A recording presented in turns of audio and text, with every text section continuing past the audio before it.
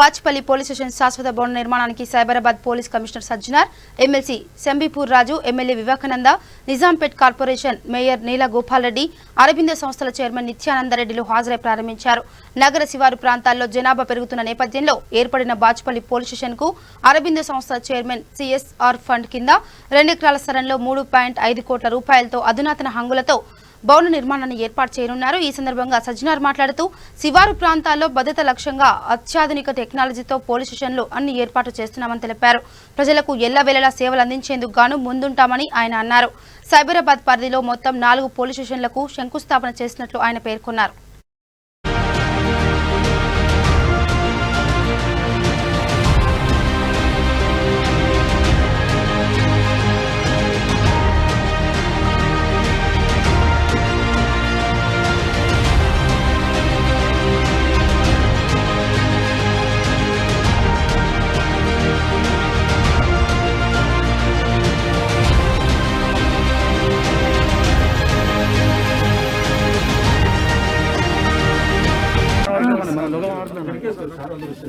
అందరికీ నమస్కారం.